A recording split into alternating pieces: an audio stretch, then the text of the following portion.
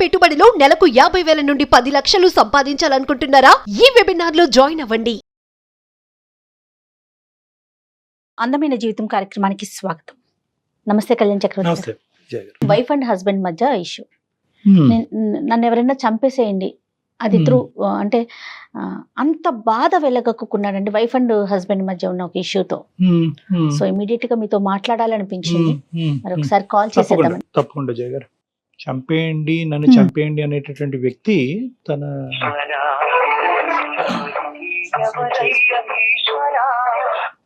నాగేశ్వరరావు గారండి, జయానండి, అందమైన జీవితం ప్రోగ్రామ్ నుంచి కాల్ చేస్తున్నాను. అవును మేడం, నేనే నాగేశ్వరరావును. నమస్తే నాగేశ్వరరావు గారు. నమస్తే మేడం. ఎస్. సో కళ్యాణ్ చక్రవర్తి గారు కూడా ఉన్నారు, మరి ఒకసారి మాట్లాడతారా? మేడం మాట్లాడతాను మేడం. ఓకే అండి. నాగేశ్వర గారు. నమస్కారం డాక్టర్ గారు. నమస్తే నాగేశ్వర గారు, చెప్పండి సార్, ఏంటి సమస్య? మీ వయసు ఎంత? మీరు ఎక్కడ ఉంటారు? డాక్టర్ గారు, నాది నిజామాబాద్ దగ్గర ఒక పల్లెటూరు అండి. నేను చాలా దీనాద అవస్థలో ఉన్నాను సార్. సార్, బెడ్ మీద కదలేని స్థితిలో ఉన్నాను, చావు బతుకులలో ఉన్నాను. ఈ చావు కూడా నాకు రావట్లేదండి.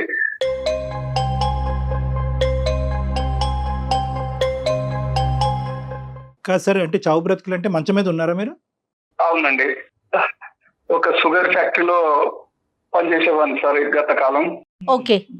అది హై టెన్షన్ వైర్లు ఎలక్ట్రికల్ తగిలి 3వ అంతస్తు నుంచి కింద పడి ఫైనల్ కార్డ్ దెబ్బతిని చావు బతుకుల్లో ఉండి దురదృష్టవశాత్తు బతికానండి.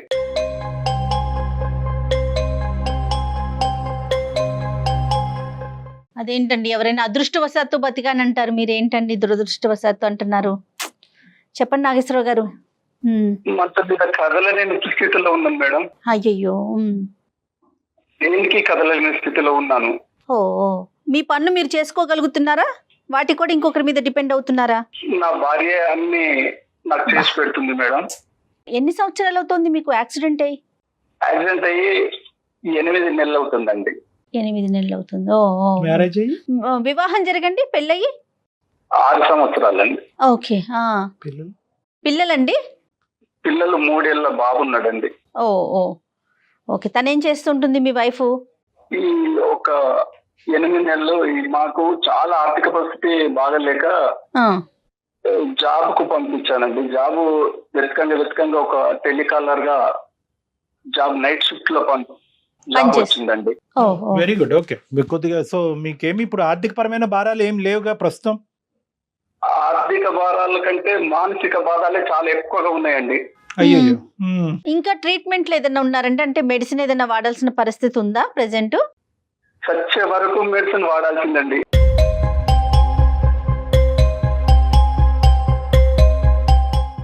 బంధువులు నేను మంచుకున్నప్పుడు మొత్తం ఇంటి చుట్టూ తిరిగేవారు.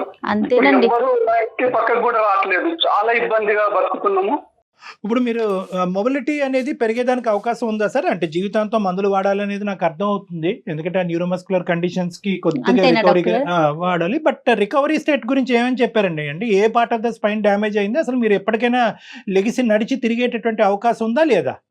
లేదండి, ఫైనల్ కార్డు మొత్తంకే డ్యామేజ్ అయింది అన్నారు. జీవితాంతము బతికినంత కాలము మంచం మీదే ఉండాలని చెప్పారండి. అదేలేండి. అంటే మీరు ఇప్పుడు యూరిన్ గానీ మోషన్ గానీ వీటికి కూడా డిపెండేనా? ఎవరన్నా తీసుకుని వెళ్ళాలా మీరు? నా భార్య తీసుకెళ్తుందండి. చాలా గ్రేట్ లేడీ. నా భార్య చూసుకుంటుందండి అన్ని. ఓపిక్ గానే ఉన్నారా సార్? మరి 8 నెలలు బట్టి ఆవిడ చేయటం అనేటటువంటిది పర్లేదా? ఆవిడ ఓపిక్ గానే చేస్తున్నారా? చాలా బాగా చేస్తుందండి, నన్ను బాగా చూసుకుంటుంది. నన్ను నా బాబును బాగా చూసుకునేది. కానీ ఇప్పుడు ఎలా చెప్పాలో నాకు అర్థం కావట్లేదండి. చెప్పండి. నేను భరించలేకపోతున్నాను. నాకు ఏదన్నా విషయం ఇస్తాను, ఏదన్నా చంపేది డాక్టర్ గారు, నేను భరించలేను.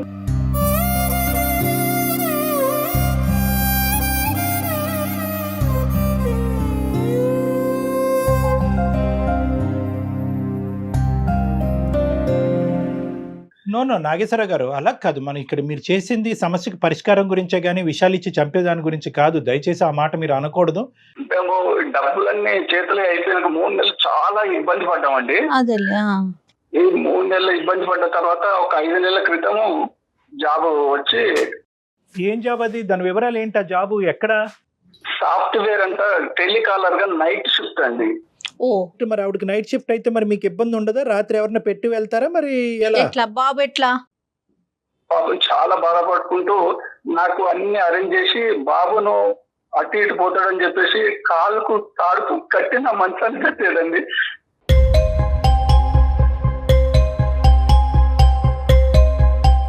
అలా కదా, అంత చంటి పిల్లోడిని తాడు కట్టి మంచాన కట్టవలసినటువంటి ఎవరు లేరా పెద్దలు అటువైపు ఇటువైపు సహాయపడే వాళ్ళు? ఎవరు లేరండి. అదే కదా సమస్య. ఇద్దరమే మా కుటుంబం. ఈ పరిస్థితి వచ్చిన కానీ ఎవరు మా దగ్గర కూడా రావట్లేదు.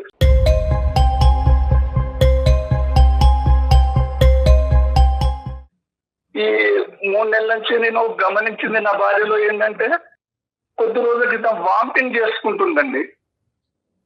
వామిటింగ్ చేస్తుంటే నా భార్యను పిలిచి అడిగానండి, ఏంటి ఇట్లా వామిటింగ్ చేసుకుంటున్నామని. ఫుడ్ పాయిజన్ అయిందండి అని దాచేసేది. 3 నెలల తర్వాత డౌట్ వస్తే అమ్మాయిని గమనించినప్పుడు పొట్ట పైకి వచ్చినట్టు కనిపించి నిలదీసి అడిగాను. అయ్యో రామ్మా, ప్రెగ్నెంట్? ప్రెగ్నెంట్.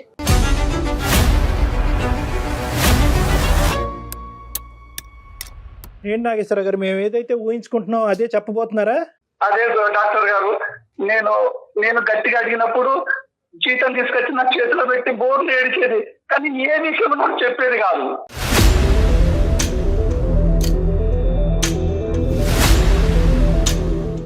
అంటే నేను ఇలా అడుగుతున్నానని మీరేం అనుకోవద్దు.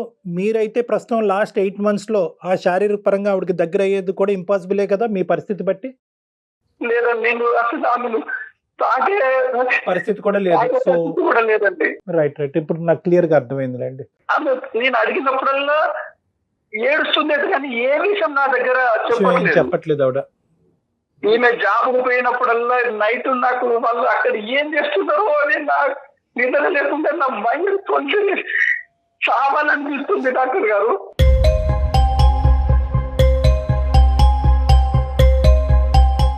మనకి మెయిల్ చేయటానికి రీజన్ ఏంటండి? నాకు చెప్పట్లేదు కదా, కనీసం మీకైనా ఈ విషయం చెబుతుందో అని చెప్పేసి మీకు మెయిల్ చేశాను డాక్టర్ గారు. ఏ కారణం చెప్పినా కూడా ఈ రోజు నాగేశ్వరరావు గారు తట్టుకోవడానికి రెడీగానే ఉన్నారా? ఎందుకంటే ఇక్కడ ఆబ్వియస్లీ మీ వల్ల కానటువంటి ప్రెగ్నెన్సీ ఆవిడకి వచ్చింది.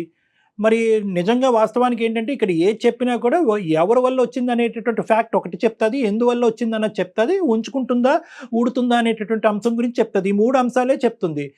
నాగేశ్వరరావు గారు ఎటువంటి సమాధానానికి మెంటల్ గా ప్రిపేర్ అయి ఉన్నారు? డాక్టర్ గారు, ఇద్దరు ఒకే ఇంట్లో ఉండి ఇలాంటి భరించలేను డాక్టర్ గారు. నేను కావాల్సి ఉంటే నన్ను ఏదో అనాథాశ్రమంలో పంపించి తన సుఖం తను చూసుకున్నా పర్లేదు.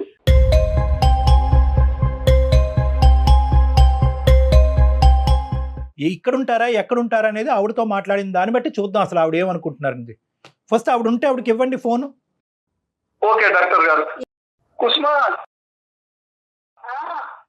ఒకసారి ఇక్కడ ఒకసారి ఫోన్ మాట్లాడుతున్నా. డాక్టర్ గారు వచ్చారు, ఫోన్ లైన్ లో ఉన్నారు. ఏంటిది? నేను ఈ డాక్టర్ గారికి, అదే మన కళ్యాణ్ చక్రవర్తి గారు, డాక్టర్ గారు నేను మెయిల్ పెట్టాను మన సమస్యల గురించి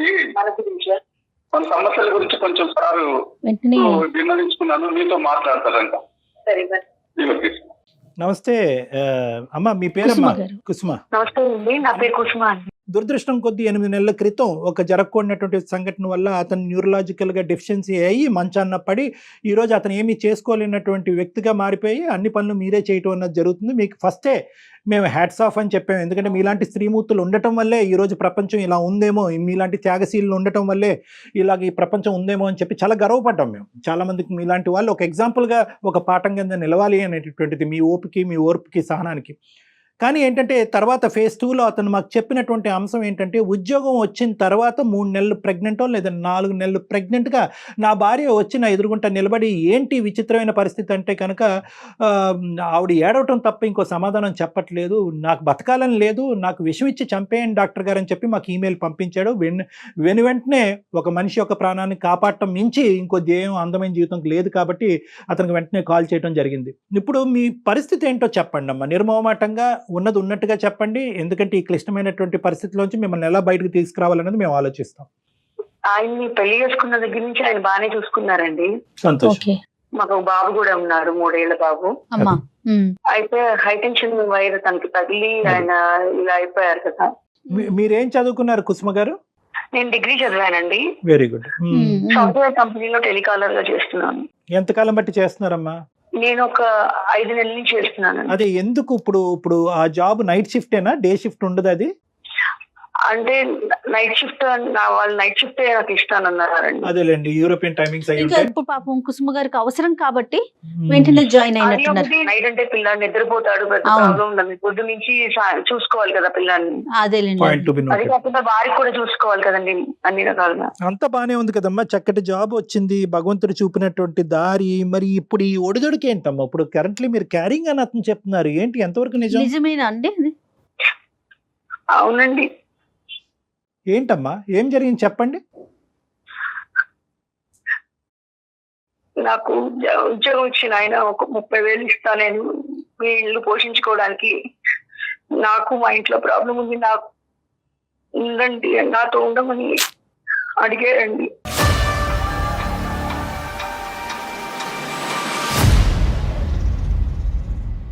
అంటే మీరు అతనికి అలా ఉండటానికి గురించి ఆ 30,000, లేదంటే ఉద్యోగం చేస్తున్నందుకు 30,000? ఉద్యోగం చేస్తున్నందుకు. మరి అడిషనల్ సర్వీస్ ఏంటి? ఆ ఉద్యోగం ఇస్తూ ఆయన నాతో ఉండాలి అంటే ముందే ఆవిడ చెప్పాడు అని అతను. చెప్పానండి. అంతే కదా డాక్టర్ గారు? అంటే అంతే, ఎవరైతే అంటే అతను ఉన్నాడో అతను ముందే మీకు ప్రపోజ్ చేశాడు, అంతేనండి కుసుమ గారు? అవునండి. ఎన్ని చోట్ల ఉద్యోగం పోతుంది ఏంటేనండి, అదే. ఒక్కడు ఉద్యోగం ఇస్తానని ఇవ్వలేదు.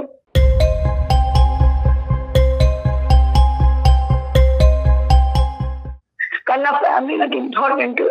ఆయన కూడా నా బిడ్డ లాంటి వాడే కదండి. ఆయన మనసులో ఉన్న అతనికి మందు కావాలి, తిండి కావాలి.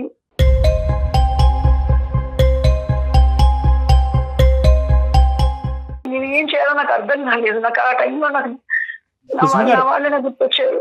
అదేలే తల్లి, అవసరం మీ చేత తప్పు చేయించింది అని అంటారు, కానీ తప్పు చేయటం అనేది ఒక తప్పు. లేదండి, నేను తప్పు కప్పించుకోవట్లేదు. నేను అదే కదా. తప్పే చేశాను, అది ఒప్పుకుంటున్నాను. కప్పిపుచ్చుకునేది కానీ కాదు అది నా కదా. వాళ్ళ కోసం చేశాను. ఎవరు ఏమండి, అన్నం పెట్టాలి పిల్లి, వాళ్ళని పొద్దున్న లేస్తే నేను వాళ్ళకి నీడ్ అన్ని చూసుకోవాలి కదా. ఎక్కడి నుంచి తీసుకురమ్మంటారు?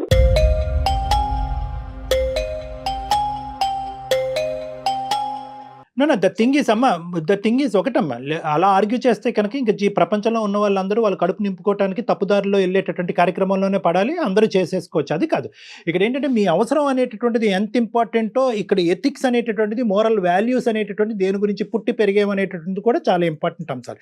మీరేంటంటే, మేము ఈ సబ్జెక్ట్ గురించి మాట్లాడినప్పుడల్లా నా అవసరం ఎవరు తెలుస్తారు, నా బాధ మీరు అక్కడ కూర్చొని మాట్లాడటం ఈజీగానే.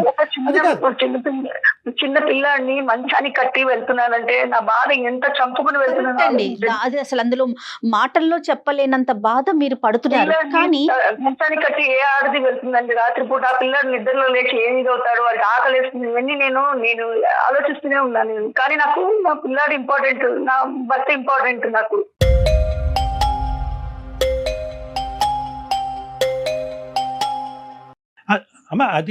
అదంతా మాకు ఇప్పుడు అర్థం అవుతుందమ్మా. But at the end of the day, బాబు ఎలా ఉన్నాడు, భర్త ఎలా ఉన్నాడు అని ఆలోచించేటటువంటి స్త్రీ పక్కన ఒక మగాడిని పెట్టుకుని ఆ సుఖాన్ని ఎలా పంచుకుంటదమ్మా? నాకు తెలియక అడుగుతాను. అవసరం కరెక్టే.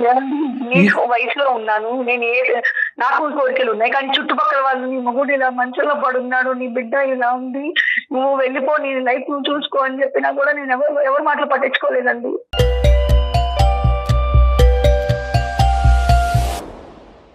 అలా వెళ్ళిపోవాల్సింది, ఇరుగు పరుగు చెప్పినటువంటిది.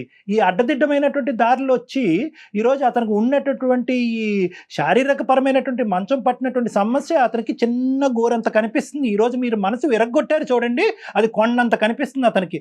మీరు ఇప్పటి వరకు అతనికి ఏ సహాయం చేయకపోయినా పర్లేదు, ఇది చాలా అతని జీవితానికి. చనిపోయాడు డాక్టర్ గారు, చూసుకుంటే ఎలా బతికేది డాక్టర్ గారు?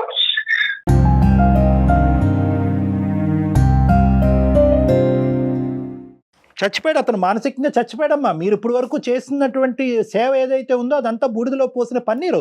ఇరుగు పొరుగు అందరూ చెప్పారండి, వెళ్ళిపోవమ్మా, నీకు వయసు ఉందమ్మా, బిడ్డను తీసుకుని విడాకులు తీసుకుని వెళ్ళిపోమంటే కనుక పద్ధతిగా మీరు వెళ్ళిపోయి ఇంకో పెళ్లి చేసుకుని ఉంటే కనుక ఇతను దిక్కో మొక్కో లేనోడిలాగా ఏ అనాథాశ్రమంలోనే ఎక్కడో ఉండి బతికి బయటపడి ఉండేవాడు. పద్ధతిగానే వెళ్ళింది నా భార్య అని చెప్పి. ఈరోజు ఆ సేవా కార్యక్రమాలు చేసినందుకు మీకు నోబెల్ ప్రైజ్ ఇవ్వాలా, లేదంటే ఈ దరిద్రం చూపెట్టినందుకు మిమ్మల్ని శిక్షించాలా?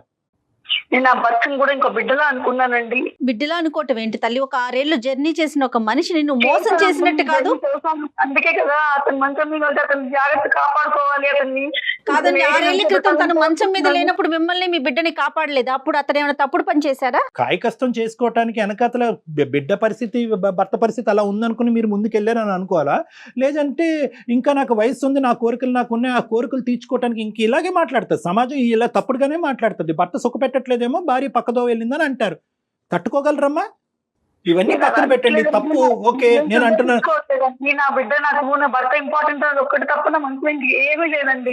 కరెక్టేనమ్మా, కానీ అదే భర్త అదే బిడ్డ లైవ్ లో ఈ తల్లి ఏం చేస్తుంది, భార్య ఏం చేస్తుంది అంటే చూస్తూ ఉంటే కనుక అప్పుడు కూడా ఇలా కంటిన్యూ అయ్యి ఉండేవారా మీరు? చెప్పండి, నేను చెప్తున్నాను. వాళ్ళొక్కలే కనిపిస్తున్నారు అని అంటున్నారు. వాళ్ళ కళ్ళతో ఈ సన్నివేశాలన్నీ చూశారనుకోండి, అప్పుడు కూడా మీరు కంటిన్యూ అవుతారా? నెంబర్ 1. నెంబర్ 2, ఏదైనా తప్పే. ఏ రాయితో తల పగలు కొట్టుకుంటేనేంటి? తప్పు చేశారు, ప్రెగ్నెంట్ అవటం ఏంటమ్మా?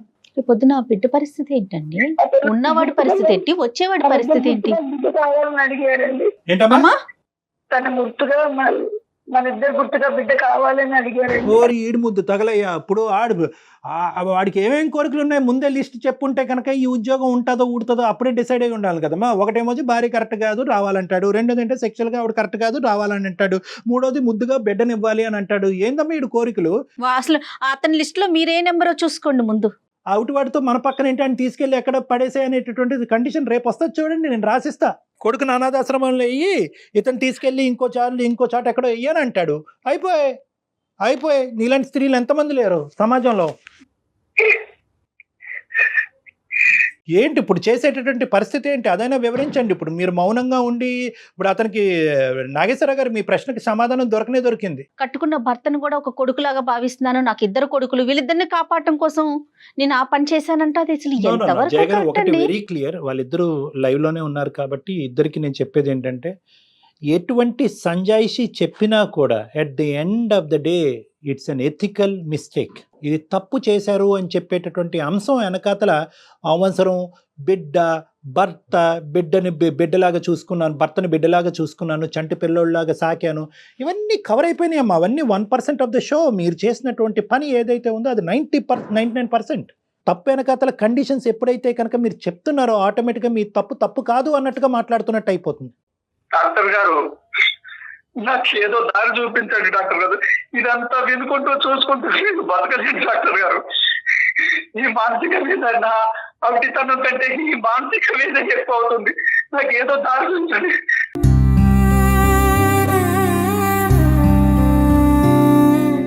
ఒక్క నిమిషం ఓర్పుగా ఉండండి. ఒక్క నిమిషం నాగేశ్వరరావు గారు ఆలోచిస్తున్నారా కుసుమ గారు? ఇప్పుడు డాక్టర్ గారు చాలా వ్యాలిడ్ పాయింట్ చెప్పారండి. ఒకసారి ఆలోచిస్తున్నారా కనీసం? మీరు చేస్తుంది తప్పు అని అసలు ఒక ఆలోచన అంటూ వస్తుందా మీకు? మీరు సమర్థించుకుంటున్నారు ఇంకా కూడాను?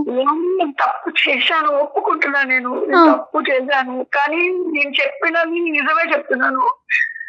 నా ఫ్యామిలీ కోసం నేను ఏం తప్పు చేసినా ఫ్యామిలీ కోసం ఆ టైంలో నాకు ఆ సిచ్యువేషన్ లో నేను ఏం చేయాలో అర్థం కాలేదు. ఓకే నా అవసరం అలాంటిది కాబట్టి నేను ఇలా దిగజారిపోయాను అనేటువంటి మాట అనుకోకండి. మీరు ఎప్పుడు కూడా నేను ఒకటే పాయింట్ చెప్తున్నాను, మీరు చేసిన ఎంతో మంది దగ్గరికి వెళ్ళానండి, ఒక్కరు సహాయం చేయలేదు మాకు. ఎవరు సహాయం చేయలేదు తల్లి, కాదనట్లేదు. ఈరోజు మీ హస్బెండ్కి ఏం చెప్దాం అనుకున్నారు? ఈ కార్యక్రమం మొదలుపెట్టి ఆ మహానుభావుడితో ఈ పనికిరాని ప్రయాణం స్టార్ట్ అయిన తర్వాత ఆడు ఓన్లీ ఫిజికల్ కాదు, బిడ్డ కావాలని కూడా కండిషన్ పెట్టాడు మహానుభావుడు. చాలా పెద్ద ఎజెండా మీద ఉన్నాడు. ఎంతమందిని కడుపు చేశాడో మరి నాకు తెలియదు. కానీ ఇప్పుడు నీ భర్తకి ఏమని చెప్దాం అనుకున్నావు? ఏమని చెప్పినా కూడా మంచాన్ని మీద పడిన నీ గురించి నేను చేస్తున్నాను, బిడ్డ గురించి నేను చేస్తున్నాను అనే ఒక కథ ఇప్పుడు ఏదైతే మీరు మాకు వినిపిస్తున్నారో, సారీ కథ అంటే కనుక మళ్ళీ మీకు కోపం వస్తుంది, ఇటువంటిది చెప్తే కనుక అతను చల్లబడిపోతాడు అనుకుంటావా? 6 సంవత్సరాల పాటు ప్రయాణం చేసినటువంటి మీ భర్త యొక్క వ్యక్తిత్వం మీకు తెలియదు? ఆయనకి చెప్పుకోలేకపోయాను కాబట్టి నేను మౌనంగా ఉండిపోయానండి. లేదు, మౌనం అంగీకారం బేసికలీ కాదు. 3 నెలలు మీరు చెప్పలేకపోయారు, ఇంకొక 6 నెలలు పోయాకైనా చెప్పాలిగా. ఈ రోజు ఆ పెద్ద ఆయన అలా విలపించుకుంటూ మమ్మల్ని అడుగుతున్నాడు. అతను మంచం మీద పడి అతను వెన్నుపోసి ఇరిగిపోయి ఈ కర్మను ఎక్కడ కూడా ఊహించుకుని ఉండడు. లేదంటే కనుక ఎప్పుడైతే వెన్నుపోసి ఎరిగిందో ఇది ముందుగానే తెలిస్తే కనుక ఆ రోజే విషయం మింగి చచ్చిపోయి ఉండేవాడు అతను. చెప్తున్నాను నిజంగా, ఎందుకురా దేవుడా బతికించేవని అంటున్నాడు అతను. ఇప్పుడు ఈ సమస్యకి పరిష్కారం డాక్టర్ కళ్యాణ్ చక్రవర్తి చెప్పాలా, కుసుమ చెప్పాలా? మీరు ఆయన నన్ను పెళ్లి చేసుకుంటానని చెప్పారు. ఎవరు? ఆయన పెళ్లి చేసుకుంటా అన్నారు. వాడికి ఇదే పనా అమ్మా? నిన్ను నీ పిల్లాన్ని కూడా చూసుకుంటానని చెప్పారండి. శభాష్. ఓకే, ఇది కూడా. సో మొత్తం అన్ని కండిషన్లు మాట్లాడుకుందాం. ఒకటి ఏంటంటే భార్యతో గొడవ కాబట్టి నువ్వు ఉండాలి, రెండోది ఏంటంటే ఆవిడ ఫిజికల్ గా ప్రాబ్లం కాబట్టి నువ్వు సెక్షువల్ గా నన్ను సుఖపెట్టాలి, బిడ్డను కావాలి, ఫైనల్ గా పిల్లోడిని కూడా కనాలి. ఇంకా ఇది రాలేదేంటి? మీ ఆయన మెడ పట్టుకుని బయటకు గెంటాలి అనేది రాలేదేంటమ్మా? ఇవన్నీ నేను బతకాలి డాక్టర్ గారు. ఇంకా నేను బతికి ఏం చేయాలండి డాక్టర్ గారు?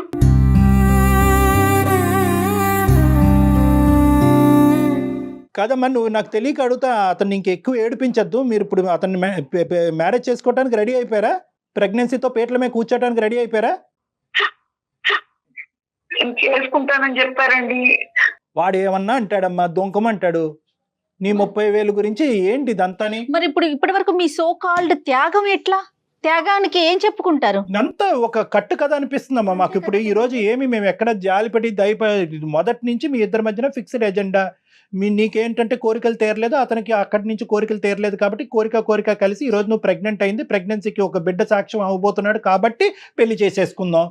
దానికి మీరు రెడీగా ఉన్నారు. ధైర్యం చేసి ఎదిరించేటటువంటి భర్త ఎలాగా లేడు. గట్టిగా అరిస్తే అతను ప్రాణాలు పోయేటట్టు ఉన్నాయి. అతను ఎవరు సానుభూతి చూపెడతారు మీకు? ఈ బిడ్డను ఏం చేద్దాం అనుకుంటున్నావు? నా బిడ్డను కూడా చూసుకుంటా అన్నారండి.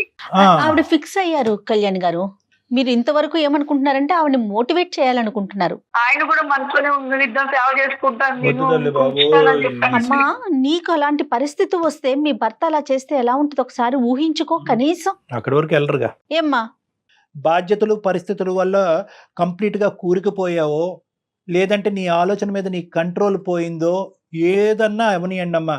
ఇప్పటికైనా ఇది ఒక గొప్ప అవకాశం ఈరోజు మీరు మాతో మాట్లాడటం. ఒకప్పుడు నిజంగా నాకు కనువిప్పు కలిగింది, ఒక ఆలోచన ఇప్పటికైనా వచ్చింది అనేటటువంటి మాట మీరు అంటే కనుక ఎటువంటి ఆప్షన్స్ ద్వారా మీరు ఇందులోంచి బయటపడచ్చు అనేది మేము చెప్తాం. అంతేగాని అలాగే డాక్టర్ గారు, నేను వింటానండి, చెప్పండి. అంతేగాని బిడ్డ పుట్టేస్తున్నాడు కాబట్టి వాడు పెళ్లి చేసుకుంటాడు ఇలా కాదు. ఇప్పుడు ఏం జరగాలి అనేది.